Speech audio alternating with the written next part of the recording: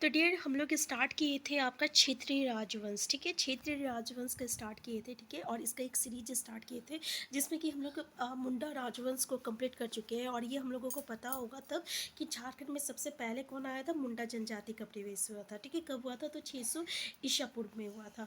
तो डियर हम लोग एक हिस्ट्री की तरह, एक स्टोरी की तरह समझते हैं हर चीज़ को, ठीक है। तो ये जो है अगर हम लोग स्टोरी के जैसा समझेंगे और एक रिलेशन इस्टेब्लिश करके चलेंगे तो हमें याद होने में ना बहुत ही ईजी पड़ेगा और कन्फ्यूज़न नहीं होगा। तो अगर आप हमारे चैनल में नए हैं तो सबसे पहले आप हमारे चैनल को सब्सक्राइब कर लीजिए, क्योंकि डियर इससे ना हमें मोटिवेशन मिलती है। तो चलिए स्टार्ट करते हैं। तो डियर जो मुंडा राजवंश का सबसे पहले आपका प्रवेश हुआ था, कब हुआ था, तो 600 ईसा पूर्व में हुआ था, पता है ना। और इसका जो प्रसिद्ध जो आदि पुरुष थे उसका नाम क्या था, ऋषा मुंडा था, जो कि अपना राज्य का नाम क्या रखा था, शुतिया नागखंड रखा था, ठीक है। यानी उन्होंने जो आपका ऋषा मुंडा जो है वो एक राज्य का स्थापना किए थे जिसका नाम क्या था, सुतिया नागखंड था। और उसका प्रथम राजा कौन थे, तो सुतिया पाहन था। कौन था, सुतिया पाहन था। अब देखिए इस सुतिया पाहन का जो उत्तराधिकारी था वो कौन था, तो वो मदरा मुंडा था। ये आपका याद रखिएगा, सुतरा पाहन का जो उत्तराधिकारी था वो मदरा मुंडा था। कौन था डियर, मदरा मुंडा का। और ये मदरा मुंडा का ना कोई अपना उत्तराधिकारी नहीं था, यानी इसका कोई अपना वंश नहीं था। तो ये क्या किया था, आपका फनी मुकुट राय को ना गोद लिया था, ठीक है। किसको लिया गया था, फनी मुकुट राय को गोद लिया था। अब यहीं से क्या होता है कि फनी मुकुट राय जो है आपका नागवंश का स्थापना किए। तो सबसे पहले तो मुंडा वंश आया था 600 ईसा पूर्व, जिसका राजा कौन था, ईसा मुंडा। उसका राजा को सॉरी ऋषा मुंडा वो राज्य का निर्माण का प्रक्रिया शुरू किए थे, जिसका राज्य का नाम था शुतिया नागखंड। और उसका राजा था सुतिया पाहन। सुतिया पाहन का उत्तराधिकारी कौन था, मदरा मुंडा। और मदरा मुंडा का कोई अपना उत्तराधिकारी नहीं था, तो उसका वो किसको गोद लिया था, फनी मुकुट राय को गोद लिया था। अब यहाँ से स्टार्ट होता है आपका फनी मुकुट राय का नागवंश का ठीक है। तो डियर यहाँ पे जो जो इम्पॉर्टेंट चीज़ है ना, हम उन्हीं चीज़ को यहाँ पे डिस्कस करेंगे जो कि एग्जामिनेशन पॉइंट ऑफ व्यू से आपको इम्पॉर्टेंट रखना है, इम्पॉर्टेंट है याद रखने के लिए, ठीक है। देख लीजिए, देखिए नागवंश के संस्थापक अब आपका है फनी मुकुट राय, जिन्होंने नागवंश का आदि पुरुष भी कहा जाता है। अब देखिए नागवंश का आदि पुरुष किसको कहा जाता है, तो फनी मुकुट राय को। और मुंडा वंश का आदि पुरुष किसको कहा जाता है, तो ऋषा मुंडा को। इन्होंने 64 ईस्वी प्रथम सदी में नागवंशी राजा का स्थापना की तथा सुतियांबे की राजधानी बनाया। देख लीजिएगा, सुतियांबे को ये क्या किया था, अपना राजधानी बनाया था। ये याद रखिएगा, इंपॉर्टेंट दो चीज़ें इसमें, एक तो सुतियांबे को राजधानी और एक आपका इन्होंने क्या किया था, आदि पुरुष इसे कहते हैं फनी मुकुट राय को, नागवंश का। नेक्स्ट इंपॉर्टेंट पॉइंट ये है डियर कि इसका विवाह जो है ना पंचत राज की गोवंशी क्षेत्रियों के यहाँ हुआ था, तथा पंचत राज की सहायता से भी इन्होंने क्योंझो राज को पराजित कर अपने अधीन कर लिया। देख लीजिए, पंचत राजा की राजकुमारी से हुआ था, तो वो क्या किया कि पंचत राज की सहायता से क्योंझो राज को पराजित कर अपने अधीन किया।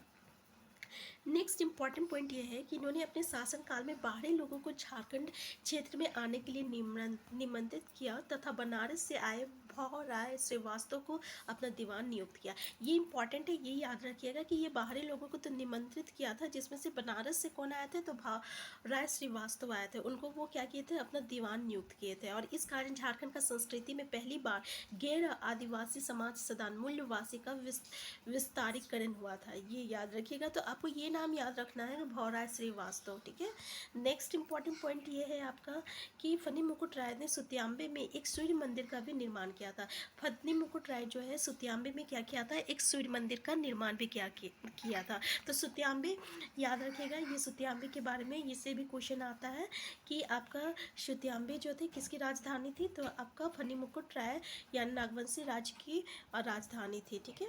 ये याद रखिएगा।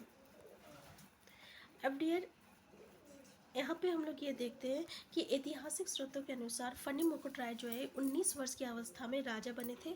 अर्थात ऐसे में उनका जन्म कब हुआ था, 64 ईस्वी सन में हुआ था। और इसी कारण कई पुस्तकों में नागवंश की स्थापना जो है 64 ईस्वी सन प्रथम सदी को आपका दर्शाया गया है। तो ये याद रखिएगा, ठीक है ना। नेक्स्ट इंपॉर्टेंट देख लीजिए, ये काफ़ी इंपॉर्टेंट है और इससे पहले भी हम एक वीडियो में इसको डिस्कस कर चुके हैं, क्योंकि इससे ना क्वेश्चन आता है डायरेक्टली कि फनी मुकुट राय जो राजा थे उस समय उसकी राजधानी क्या थी, तो सुत्याम्बे थी।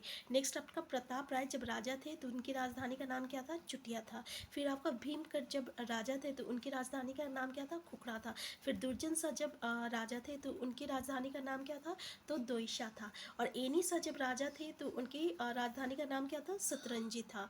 और यदुनाथ शाह जब राजा थे तो उनकी राजधानी का नाम क्या था, पालकोट था। और जगन्नाथ सहदेव जब राजा थे तो उनका राजधानी का नाम था पालकोट भौरा। और उदयनाथ सहदेव के समय क्या था, रातूगढ़। तो सबसे पहले तो आपको ये याद रखना है कि कितने राजा थे, तो भाई 8 राजा थे और 8 राजा का अपनी अपनी राजधानी थी, जिसमें से सबसे पहले क्या था, फनी मुकुट राय, जिसका राजधानी का नाम क्या था, सत्याम्बे। और लास्ट में आपको ये याद रखना है ज़रूरी है कि उदयनाथ सहदेव जो थे ये लास्ट नागवंशी राजा थे जिसकी राजधानी का नाम क्या था, रातूगढ़। ठीक है, तो आप इसको 2 स्लॉट में डिवाइड कर लीजिए। पहले 4 याद कीजिए, फिर पहले 4 स्लॉट बनाइए, फिर 4 राजा का स्लॉट बनाइए और फिर आप उससे याद कीजिए, तो आपको थोड़ा सा रिलेशन इस्टेब्लिश करके याद करने में ईजी पड़ेगा। जैसे कि फनी मुकुट राय का सुत्याम्बे, प्रताप राय का चुटिया, भीमकन का खुखरा, दुर्जन शाह का दोईशा। ठीक है, पहले आप इस तरीके से आप याद कर सकते हैं।